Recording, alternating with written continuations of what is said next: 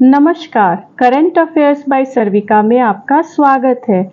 इस सप्ताह के करंट अफेयर्स के वीडियो से आपको जानने को मिलेगा भारत का सबसे पुराना बांध कहाँ स्थित है, नौसेना दिवस और वायुसेना दिवस वार्षिक परेड किस स्थान पर आयोजित की जाएगी, भारत के सबसे ऊंचे लड़ाकू हवाई क्षेत्र का निर्माण किस स्थान पर किया जाएगा, तूफान डैनियल ने किस क्षेत्र में व्यापक नुकसान पहुंचाया है, विश्व का सबसे बड़ा सक्रिय ज्वालामुखी कहाँ स्थित है, जोकोविच ने 24वां ग्रैंड स्लैम जीतने के बाद किसके रिकॉर्ड की बराबरी की, और भी बहुत कुछ। इन सब के बारे में जानकारी के लिए वीडियो पूरा देखें। तो चलिए शुरू करते हैं। करंट अफेयर्स 9 सितंबर से 16 सितंबर 2023। सबसे पहले राष्ट्रीय यानी कि नेशनल।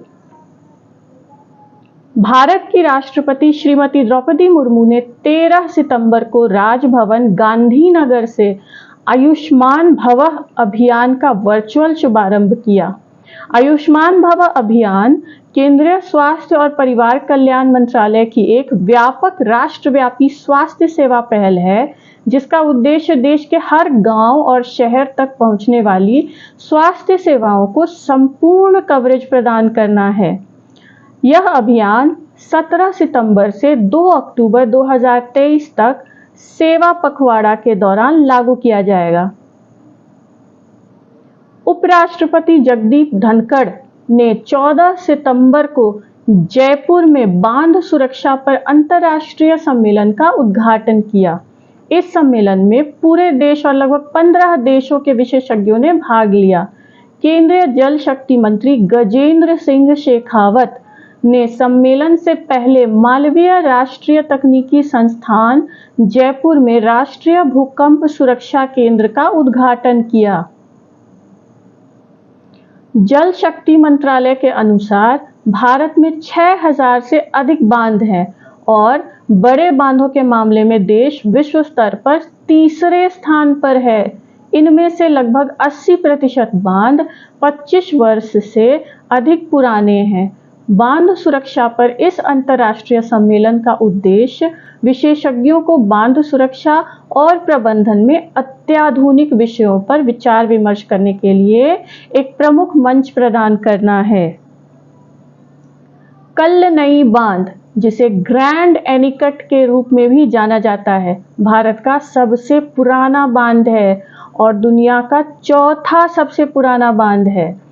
बांध का निर्माण 2री शताब्दी ईस्वी में चोल वंश के राजा करिकला चोल द्वारा किया गया था। बांध तमिलनाडु के तिरुचिरापल्ली शहर से लगभग 20 किलोमीटर दूर कावेरी नदी पर स्थित है और अभी भी उपयोग में है। 19वीं शताब्दी में एक ब्रिटिश जनरल और सिंचाई इंजीनियर आर्थर कॉटन द्वारा बांध में सुधार किए गए थे। सीरिया में स्थित क्वातिना बैराज या लेक होम्स बांध दुनिया का सबसे पुराना परिचालन बांध है। बांध का निर्माण 1319 से 1304 ईसा पूर्व के बीच मिस्र के फिरौन सेठी के शासनकाल के दौरान किया गया था और रोमन काल के दौरान और 1934-1938 के बीच इसका विस्तार किया गया था। क्वातिना बैराज होम्स झील बनाता है, जो नहरों के माध्यम से होम्स शहर के लिए पानी की आपूर्ति करता है। वायुसेना प्रमुख air chief marshal V R. Chaudhari ने स्पेन के सेविले में पहला C-295 MW परिवहन विमान औपचारिक रूप से सौंपे जाने के समारोह में भाग लिया। भारत ने वायुसेना के एवरो बेड़े को बदलने के लिए 56 C-295 विमानों की खरीद के लिए एयरबस के साथ अनुबंध किया है। अनुबंध संबंधी समझौते के अनुसार एयरबस सेविले में अपनी अंतिम असेंबली लाइन से उड़ान भरने की स्थिति वाले 16 विमानों की आपूर्ति करेगा। शेष 40 विमानों का निर्माण और संयोजन एयरबस और टाटा एडवांस सिस्टम के बीच औद्योगिक सहभागिता के तहत भारत में टाटा एडवांस सिस्टम्स द्वारा किया जाएगा। सभी C295 विमान स्वदेशी इलेक्ट्रॉनिक रडार वार्निंग और जैमर से सुसज्जित होंगे। राष्ट्रपति द्रौपदी मुर्मू ने 13 सितंबर को नई दिल्ली में किसानों के अधिकारों पर पहली वैश्विक संगोष्ठी का उद्घाटन किया। दुनिया भर के 59 देशों के प्रख्यात वैज्ञानिकों, किसानों और संसाधन व्यक्तियों ने इस कार्यक्रम में भाग लिया। राष्ट्रपति द्रौपदी मुर्मू ने गुजरात विधानसभा की राष्ट्रीय ई-विधान एप्लीकेशन NEVA परियोजना का उद्घाटन किया। नेशनल ई-विधान एप्लीकेशन के जरिए विधानसभा एक डिजिटल हाउस में बदल जाएगी। इस एप्लीकेशन के जरिए सदन के सदस्य देश के संसद और अन्य विधानसभाओं और विधान परिषदों के बेस्ट प्रैक्टिसेस को देख सकते हैं, उन्हें अपना सकते हैं। इस साल नौसेना दिवस समारोह प्रतिष्ठित सिंधुदुर्ग किले में आयोजित किया जाएगा, जिसे 17वीं शताब्दी में महाराष्ट्र तट पर मराठा शासक छत्रपति शिवाजी द्वारा बनाया गया था। पाकिस्तान के खिलाफ 1971 के युद्ध के दौरान कराची बंदरगाह पर भारतीय नौसेना के हमले की याद में भारत 4 दिसंबर को नौसेना दिवस मनाता है। नौसेना दिवस पिछले साल विशाखापत्तनम में मनाया गया था और पहली बार नई दिल्ली के बाहर था। भारतीय सेना और भारतीय वायुसेना ने पिछले साल बेंगलुरु और चंडीगढ़ में अपनी वार्षिक परेड का आयोजन किया था। इस साल वायुसेना दिवस परेड 8 अक्टूबर को उत्तर प्रदेश के प्रयागराज में आयोजित की जाएगी। नागालैंड राज्य सरकार ने महिलाओं के लिए सीटों के आरक्षण और संपत्ति पर कराधान से संबंधित मुद्दों पर विवादास्पद 2001 अधिनियम को निरस्त करने के महीनों बाद मंगलवार को एक नया नागालैंड नगरपालिका विधेयक 2023 पेश किया। इस कदम से शहरी स्थानीय निकायों ULB के चुनावों का मार्ग प्रशस्त हो गया है, जो पिछली बार 2004 में महिलाओं के लिए 33% कोटा के साथ हुए थे। शहरी स्थानीय निकायों में 33% महिला आरक्षण 1992 में संविधान में पेश किया गया था, लेकिन नागालैंड में नगरपालिका कानूनों ने इसका प्रावधान नहीं किया।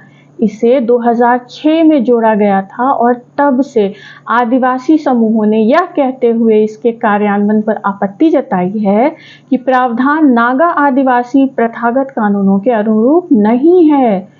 मुख्यमंत्री ने कहा कि नए विधेयक में लोगों की सभी चिंताओं का उचित समाधान होना चाहिए। क्या आपको मालूम है, मार्च 2023 में NDPP की हेकानी जाखलू ने दीमापुर 3 निर्वाचन क्षेत्र से 60 सदस्यीय नागालैंड विधानसभा के लिए चुनी जाने वाली पहली महिला बनकर इतिहास रच दिया। NDPP की दूसरी महिला उम्मीदवार सालहौतु ओनुओ क्रुस भी निर्वाचित हुई। सीमा सड़क संगठन, जिसे ब्रो कहते हैं, लद्दाख के एक गांव न्योमा में भारत के सबसे ऊंचे लड़ाकू हवाई क्षेत्र का निर्माण करेगा। रविवार को रक्षा मंत्री राजनाथ सिंह ने पूर्वी लद्दाख में एयरफील्ड की आधारशिला रखी। न्योमा गांव 13,700 फुट की ऊंचाई पर पैंगोंग त्सो के दक्षिणी तट के करीब स्थित है। न्योमा चीन के साथ वास्तविक नियंत्रण रेखा से करीब 46 किलोमीटर दूर है।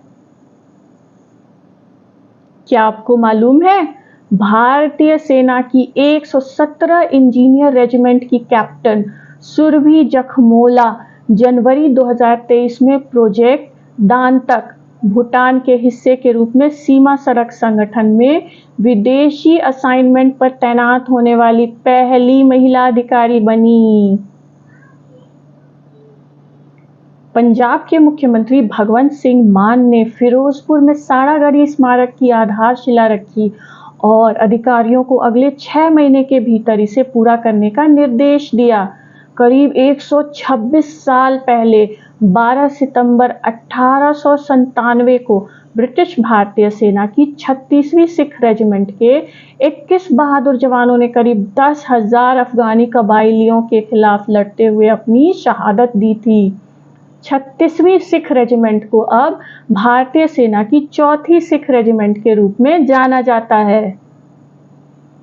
क्या आपको मालूम है 1754 में 39वां फुट भारत में तैनात होने वाली पहली ब्रिटिश सेना इकाई बन गई, जिससे इसे आदर्श वाक्य प्राइमस इन इंडियाज यानी कि भारत में पहला मिला।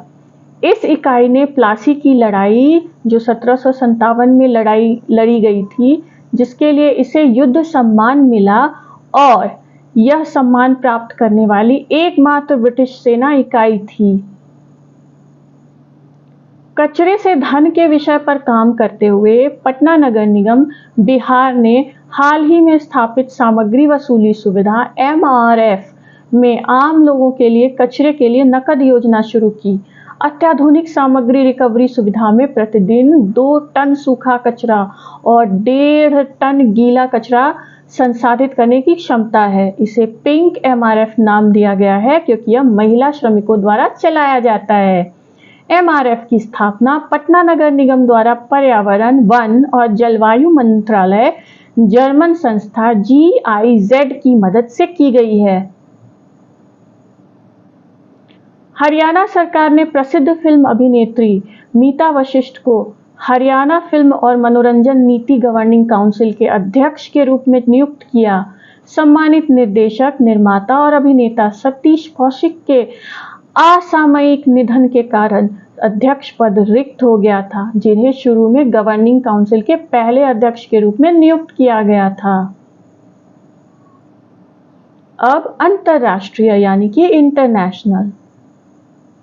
हवाई अड्डे, जहाजरानी और जल मार्ग मंत्री सर्बानंद सोनोवाल रूस के बंदरगाह शहर व्लादिवोस्तोक में 8वें पूर्वी आर्थिक मंच में भारत का प्रतिनिधित्व करेंगे, जो कि इस महीने की 10 से 13 तारीख तक हो रहा है।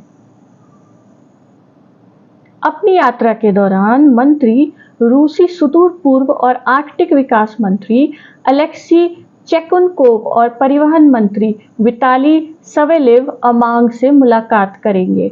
बैठक का उद्देश्य मजबूत संबंधों को बनाए रखना और विभिन्न क्षेत्रों में रणनीतिक, व्यापार और रसद सहयोग को बढ़ावा देना और व्लादिवोस्तोक और चेन्नई के बीच एक वैकल्पिक व्यापार मार्ग विकसित करना है। पूर्वी समुद्री गलियारा दोनों देशों के बीच कार्गो पारगमन समय को कम करने के लिए अंतर्निहित है। 12वां अंतर्राष्ट्रीय सरकारी संचार मंच IGCF के अंतर्गत शारजाह के एक्सपो सेंटर में 13 से 14 सितंबर 2023 को आयोजित किया गया। आज के संसाधन, कल की संपत्ति विषय के साथ इस कार्यक्रम में संधारणीयता संबंधी विषयों को लेकर जागरूकता बढ़ाने और इसका समाधान ढूंढने में मीडिया की महत्वपूर्ण भूमिका पर चर्चा हुई। शारजाह का अंतर्राष्ट्रीय सरकारी संचार मंच IGCF सरकार के श्रेष्ठ संचार अभ्यासों पर चर्चा करने के लिए नेताओं और विशेषज्ञों को एक मंच प्रदान करता है। इस वर्ष संसाधन की कमी और सतत विकास पर ध्यान केंद्रित किया गया है। भूमध्य सागर के क्षेत्र में आए तूफान डैनियल ने लीबिया, ग्रीस, तुर्की और बुल्गारिया में काफी नुकसान पहुंचाया है। तूफान के कारण बांध टूट जाने से लीबिया के पूर्वी शहर डेरना का 1/4 भाग नष्ट हो गया और कई लोगों की मृत्यु की आशंका है। वैज्ञानिकों के अनुसार जलवायु परिवर्तन इस तूफान का बड़ा कारण है। लीबिया में राष्ट्रीय एकता की सरकार GNU का गठन मार्च 2021 में हुआ था और अब्दुल हामिद दबेह प्रधानमंत्री बने। यह लगभग 7 वर्षों में पहली बार लीबिया की एकमात्र सरकार थी, लेकिन मार्च 2022 में पूर्वी आधारित संसद ने प्रधानमंत्री फाथी बाशागा के नेतृत्व में राष्ट्रीय स्थिरता की प्रतिद्वंदी सरकार GNS का गठन किया और देश तब से विभाजित है। लीबिया की राजधानी त्रिपोली है और मुद्रा लीबिया दिनार है। नाटो के सदस्य देश शीत युद्ध के बाद सबसे बड़े सैन्य अभ्यास करने की योजना बना रहे हैं। यह सैन्य अभ्यास अगले वर्ष बसंत ऋतु में होगा। इस अभ्यास की रूपरेखा रूस के नेतृत्व वाले ओक्यासूस नामक गठबंधन के विरुद्ध संभावित युद्ध को ध्यान में रखकर तैयार की गई है। इसका उद्देश्य गठबंधन के एक सदस्य देश के विरुद्ध रूसी हमले को विफल करना है। यह संयुक्त अभ्यास जर्मनी, पोलैंड और बाल्टिक देशों में किया जाएगा। नाटो में स्वीडन को पूर्ण सदस्यता की प्रक्रिया अभी बाकी है, फिर भी स्वीडन के इस संयुक्त अभ्यास में शामिल होने की आशा है। इस संयुक्त सैन्य अभ्यास में कुल 32 देश शामिल होंगे। अमेरिकी भूगर्भ सर्वेक्षण USGS ने बताया है कि हवाई के बिग आइलैंड पर किलाउआ ज्वालामुखी रविवार 10 सितंबर को दोपहर बाद फूट पड़ा। इस ज्वालामुखी का प्रवाह फिलहाल आसपास क्षेत्र तक ही सीमित है। क्या आपको मालूम है, हवाई द्वीप पर स्थित मौना लोआ दुनिया का सबसे बड़ा सक्रिय ज्वालामुखी है और फिलीपींस का ताल ज्वालामुखी सबसे छोटा सक्रिय ज्वालामुखी है। भारत से निर्वाचन आयुक्त अरुण गोयल के नेतृत्व में 3 सदस्यों का शिष्टमंडल मालदीव में राष्ट्रपति चुनाव के निरीक्षण के लिए गया। मालदीव में राष्ट्रपति चुनाव का पहला दौर 9 सितंबर को हुआ था। चुनाव मैदान में 8 उम्मीदवार थे। भारतीय दल ने माले और हुल-हुमाले में मतदान प्रक्रिया, मतदान पंजीकरण और व्यवस्थाओं का निरीक्षण किया तथा मालदीव के निर्वाचन आयोग के प्रयासों की सराहना की। मालदीव में राष्ट्रपति चुनाव के पहले दौर में कोई निर्णायक परिणाम नहीं निकला। मौजूदा राष्ट्रपति अब्राहम स्वालेह और विपक्षी उम्मीदवार मोहम्मद मोइजू में से किसी को भी 50% से अधिक वोट नहीं मिले। चुनाव का दूसरा दौर 30 सितंबर को होगा, जिसमें राष्ट्रपति स्वालेह और मोहम्मद मोइजू एक बार फिर आमने सामने होंगे। क्या आपको मालूम है, भारत के पहले मुख्य चुनाव आयुक्त श्री सुकुमार सेन ने 1953 में नव स्वतंत्र देश सूडान में आयोजित पहले चुनाव की निगरानी की थी। वेनेजुएला के राष्ट्रपति निकोलस मादुरो ने राष्ट्रपति शी चिनफिंग के साथ हुए वैज्ञानिक सहयोग समझौते की सराहना करते हुए कहा कि उनका देश चीनी अंतरिक्ष यान से चंद्रमा पर अपना पहला अंतरिक्ष यात्री भेज सकता है। मादुरो ने बुधवार को शी के साथ अपनी बैठक के दौरान घोषणा की कि दोनों देश चीन में वेनेजुएला के युवा अंतरिक्ष यात्रियों को प्रशिक्षित करने पर सहमत हुए हैं और अंततः उन्हें चंद्रमा पर भेजने की योजना है। डोमिनिकन गणराज्य के राष्ट्रपति लुइस अबिनादर ने घोषणा की है कि वह पड़ोसी देश हैती के साथ सभी सीमाओं को बंद कर रहा है। सीमा बंद करने की शुरुआत हाइटियन पक्ष में एक नहर को लेकर विवाद में हुई, जो उनकी सीमा के साथ एक नदी के पानी का उपयोग करेगी। यह बंद हाइटियन पक्ष में एक किसान समूह द्वारा एक नहर की खुदाई की प्रतिक्रिया है, जो मैस्कर नदी के पानी का उपयोग करता है। मैस्कर नदी हिसानियोला द्वीप पर दोनों देशों द्वारा साझा की गई सीमा के साथ बहती है। अब विज्ञान और प्रौद्योगिकी यानी कि साइंस एंड टेक्नोलॉजी। विज्ञान और प्रौद्योगिकी मंत्री डॉक्टर जितेंद्र सिंह ने नई दिल्ली में वैज्ञानिक और औद्योगिक अनुसंधान परिषद CSIR के एक सप्ताह एक प्रयोगशाला कार्यक्रम का शुभारंभ किया। कार्यक्रम के दौरान देश भर में फैली 37 CSIR प्रयोगशालाओं में से प्रत्येक अपने अनुसंधान परिणामों और उपलब्धियों का प्रदर्शन करेगी। यह 16 सितंबर तक जारी रहेगा। यह कार्यक्रम जनता को अपने विभागों का दौरा करने और इसकी शैक्षणिक और अनुसंधान पहलों को देखने के लिए आमंत्रित करेगा। इसमें विज्ञान से संबंधित विभिन्न विषयों पर व्याख्यान, कार्यशालाएं, कठपुतली शो, विज्ञान कवि सम्मेलन, क्विज और प्रदर्शनियां भी शामिल होंगी। वैज्ञानिक और औद्योगिक अनुसंधान परिषद CSIR ने सोमवार को घोषणा की कि 2022 का शांति स्वरूप भटनागर पुरस्कार 12 वैज्ञानिकों को प्रदान किया जाएगा। पुरस्कारों की घोषणा CSIR के महानिदेशक N कलाई सेल्वी ने की। भटनागर पुरस्कारों की घोषणा आमतौर पर हर साल 26 सितंबर को CSIR के स्थापना दिवस पर की जाती है।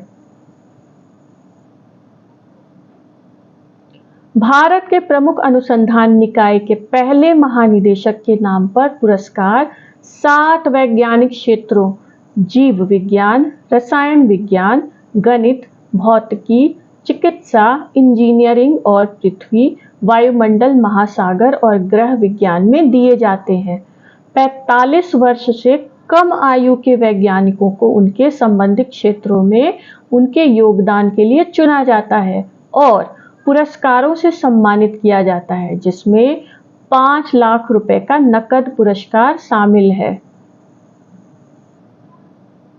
भारत अपने पहले मानव युक्त गहरे महासागर मिशन समुद्रयान में 6 किलोमीटर समुद्र की गहराई में 3 मनुष्यों को भेजने की योजना बना रहा है। केंद्रीय मंत्री रिजिजू ने समुद्रयान मिशन के हिस्से के रूप में समुद्र की गहराई का पता लगाने के लिए मानव युक्त पनडुब्बी मत्स्य 6000 का निरीक्षण किया। पनडुब्बी को चेन्नई के राष्ट्रीय महासागर प्रौद्योगिकी संस्थान में विकसित किया जा रहा है। अब व्यापार और अर्थव्यवस्था यानी कि बिजनेस एंड इकोनॉमी। दूरसंचार विभाग ने ग्रामीण क्षेत्रों में fibre to the home broadband connection के विस्तार में असाधारण प्रयासों के लिए इंटरनेट सेवा प्रदाताओं को मान्यता देने के लिए एक योजना शुरू की। इस योजना के तहत मंत्रालय ने 9 इंटरनेट सेवा प्रदाताओं जिन्होंने एक वर्ष में ग्रामीण क्षेत्रों में अधिकतम संख्या में कनेक्शन प्रदान किए हैं को मान्यता देने का निर्णय लिया है। संयुक्त अरब अमीरात की राष्ट्रीय एयरलाइन एतिहाद एयरवेज ने बॉलीवुड अभिनेत्री कैटरीना कैफ को अपना ब्रांड एम्बेसडर बनाया है। अब खेल कूद यानी कि स्पोर्ट्स। सुब्रतो कप अंतर्राष्ट्रीय फुटबॉल टूर्नामेंट का 62वां संस्करण इस वर्ष 19 सितंबर से आयोजित किया जाएगा। टूर्नामेंट में 27 राज्यों और केंद्र शासित प्रदेशों की कुल 109 टीमें भाग लेंगी। अंडर 17 जूनियर लड़कों और लड़कियों के टूर्नामेंट दिल्ली और गुरुग्राम में आयोजित किए जाएंगे, जबकि अंडर 14 सब जूनियर लड़कों की प्रतियोगिता बेंगलुरु में आयोजित की जाएगी। युवा भारतीय शटलर किरण जॉर्ज ने रविवार 10 सितंबर को जापान के कू ताकाहाशी को सीधे 2 गेम में हराकर इंडोनेशिया मास्टर सुपर 100 पुरुष एकल खिताब जीत लिया। डेविस कप के मैच 23 साल बाद उत्तर प्रदेश में खेले जाएंगे। उत्तर प्रदेश के मुख्यमंत्री योगी आदित्यनाथ ने लखनऊ में भारत और मोरक्को के ड्रॉ समारोह के दौरान इस प्रतियोगिता के लिए उत्तर प्रदेश का चयन करने के लिए अखिल भारतीय टेनिस संघ को धन्यवाद दिया। क्या आपको मालूम है, डेविस कप प्रतियोगिता 1900 में संयुक्त राज्य अमेरिका और ग्रेट ब्रिटेन के बीच शुरू हुई और वर्तमान चैंपियन कनाडा है। 2023 रग्बी विश्व कप का आयोजन फ्रांस द्वारा 8 सितंबर से 28 अक्टूबर तक किया जा रहा है। इसमें 20 देश हिस्सा ले रहे हैं। रग्बी खेल का आविष्कार विलियम वेब एलिस ने किया था। अब सप्ताह के चर्चित व्यक्तित्व यानी कि famous personalities of the week. Virat Kohli ने एशिया कप के सुपर 4 चरण में पाकिस्तान के खिलाफ अपनी शानदार पारी के दौरान 13,000 वनडे रन पूरे किए। वनडे में यह मुकाम हासिल करने वाले वह 5वें और सबसे तेज खिलाड़ी बन गए। उनसे पहले सचिन तेंदुलकर, रिकी पॉन्टिंग, सनत जयसूर्या और महिला जयवर्धने यह उपलब्धि हासिल कर चुके हैं। नोवाक जोकोविच ने यूएस ओपन फाइनल में डेनिल मेदवेदेव को हराकर अपना चौथा यूएस ओपन पुरुष एकल खिताब जीता और मार्गरेट कोर्ट के रिकॉर्ड की बराबरी करते हुए अपने करियर का 24वां ग्रैंड स्लैम जीता। जोकोविच ने 10 बार ऑस्ट्रेलियन ओपन, 7 बार विंबलडन, 4 बार यूएस ओपन और 3 बार फ्रेंच ओपन जीता है। उन्होंने 2008 में ऑस्ट्रेलियन ओपन जीतकर पहला ग्रैंड स्लैम जीता था। कराची की ब्यूटी क्वीन एरिका रॉबिन को मालदीव के रा एटोल में गुरुवार को आयोजित एक समारोह में पहली बार मिस यूनिवर्स पाकिस्तान प्रतियोगिता के विजेता का ताज पहनाया गया। इयान विल्मुट, क्लोनिंग पायनियर, जिनका काम 1996 में डॉली द शीप के निर्माण के लिए महत्वपूर्ण था, का 11 सितंबर को निधन हो गया। विल्मुट ने क्लोनिंग की नैतिकता के बारे में एक वैश्विक चर्चा शुरू की जब उन्होंने घोषणा की कि विश्वविद्यालय के Roslin institute for animal biosciences में उनकी टीम ने एक वयस्क भेड़ से कोशिका के नाभिक का उपयोग करके एक भेड़ के बच्चे का क्लोन तैयार किया था। शुरू में अकादमिक पेपर पर 6LL3 के रूप में संदर्भित भेड़ के बच्चे को बाद में गायक डॉली पार्टन के नाम पर डॉली नाम दिया गया था। Thank you for watching. यदि वीडियो पसंद आया हो तो लाइक करें, अपने परिचितों के साथ शेयर करें और अगर अब तक सब्सक्राइब नहीं किया है तो कृपया सब्सक्राइब करें और देखते रहें करंट अफेयर्स बाय सर्विका। धन्यवाद।